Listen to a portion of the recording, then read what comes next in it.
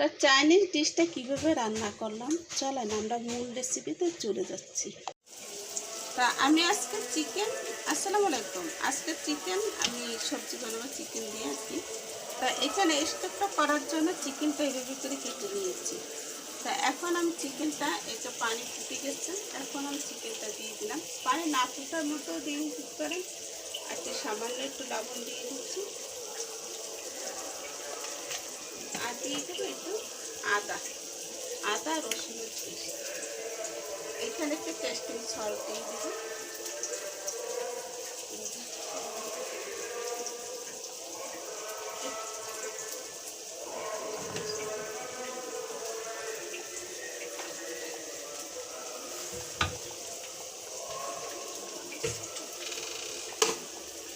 দিয়ে দিচ্ছি একটু টেস্টিং সল্ট। এর মধ্যে আমি পরবর্তীতে আমি গোলমরিচের গুঁড়োটা অ্যাড করে দেবো এখানে। এটা টেস্টিং সল্টটা দিলাম, এটা স্বাদে ব্যালেন্স আনার জন্য। এখন এটা সিদ্ধ হতে থাক, তার পরবর্তীতে আমি কিন্তু সবজিটা রেডি করতেছি। আর আমি মুরগিটা সিদ্ধ করে নিয়েছি, আর এই হলো স্টকের পানি। এখানে আমি দিয়ে নিয়েছিলাম পরবর্তীতে গোলমরিচের গুঁড়া আর দারচিনি আর এলাচ। এই স্টকের পানিটা কিন্তু আমাদের কাজে লাগবে, এটা দিয়ে আমরা সবজিটা আর কি সিদ্ধ হয়ে যাবে। যে স্টকের যে গ্রেভিতে থাকে, আমি এখানে দেখাচ্ছি সবজিটা।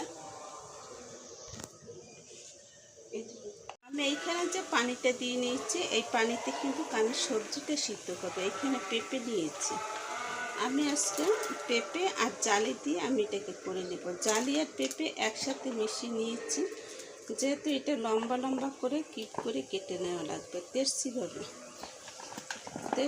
কেটে নিলে এটা হয় কি, এটা সুন্দর হয় দেখতে। আমার কাছে গাজর আছে, সেটা হলো ভোজনের, সেটা আমি দিয়ে দিব। তা এটা একটু বলক উঠলে আমি এখানে একটু দিয়ে দেবো বরবটি, সবুজ কালার বরবটিটা এটা দেওয়ার চেষ্টা করব। তা এটা একটু ভালো করে সিদ্ধ হয়ে যাবে, তখন একটু হালকা একটু সিদ্ধ হবে, তখন বরবটিটা দিয়ে দেবো, নাহলে কালারটা ডিসকালার হতে পারে। যখন একটা বলক উঠে গেছে, তখন এখন দিয়ে দিচ্ছি বরবটি। এটা হাফ সিদ্ধ করলে এটা হয়ে যাবে।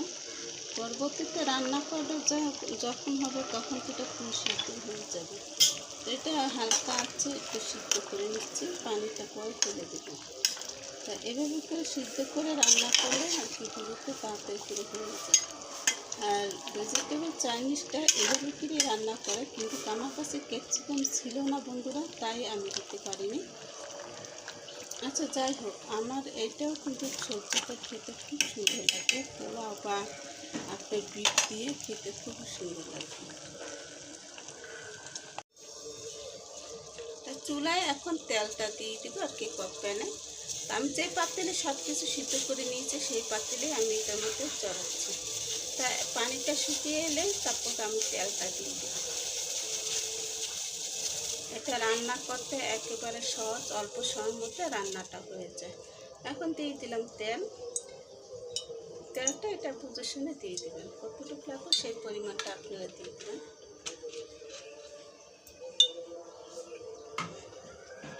আমি সামান্য করে একটু পেঁয়াজ বাটা, একটু আদা বাটা দিয়ে দেবো, কারণ কি আমি ওখানে কিন্তু আমি যে এটা ছিল গ্রেভিটা, সেটার মধ্যে আমার কিন্তু আদা রসুন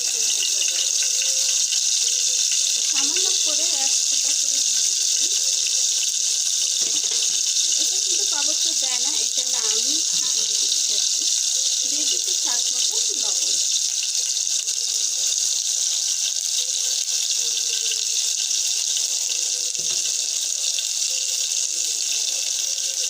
এখন দিয়ে দিব, এখন সুন্দর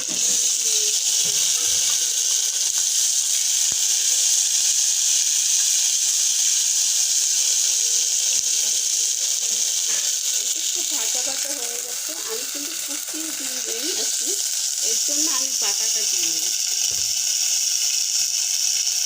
এটা কিন্তু কুচিয়ে দেয়, তারপর আমি বাটাটা দিয়ে দিই, কারণ বাটাটা আমার কাছে খুব ভালো লাগে। আর বাটার মধ্যে তখন পরে আমার বাচ্চারা কিন্তু তখন দিয়ে দিতাম, তার জন্য আমি তখন ভাজা ভেজে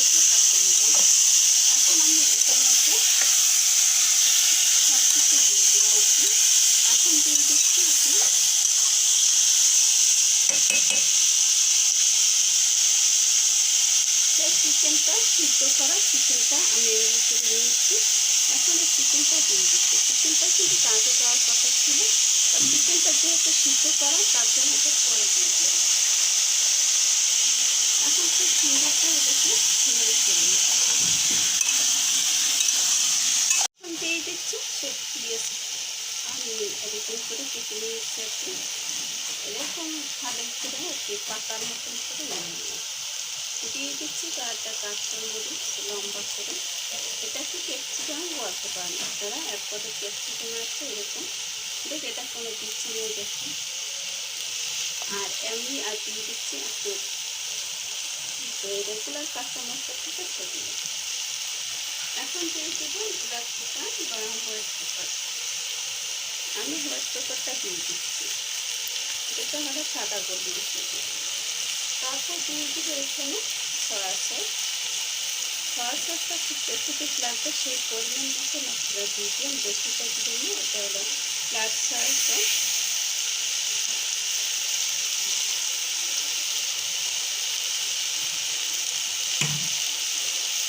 সব দিয়ে একটু নেড়ে চেড়ে নিচ্ছি।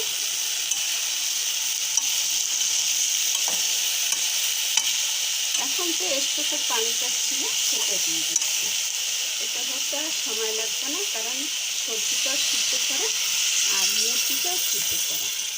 এখন এই পানিতে আমার কিন্তু হয়ে যাবে এই সবজি রান্না। তো আমি এর মধ্যে একটু কর্নফ্লাওয়ারটা গুলিয়ে নিচ্ছি।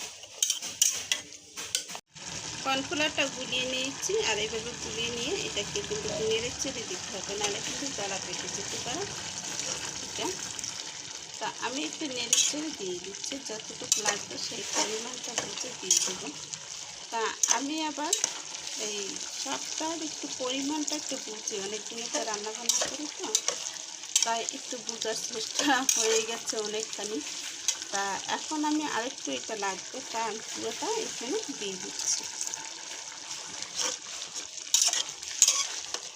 তা যখন একটু থকথকা একটু ভাপ আসবে তখন এটাকে নামিয়ে দেবো।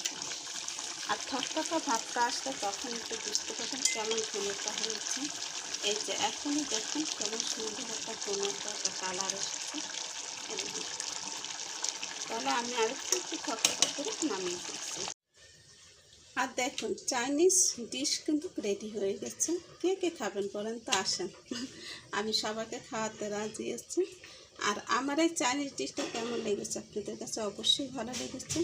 আর এরকম করে চাইনিজ ডিশটা সহজ সরলভাবে রান্নার চেষ্টা করি আর কি, আপনাদেরকে দেখাচ্ছি সহজভাবে।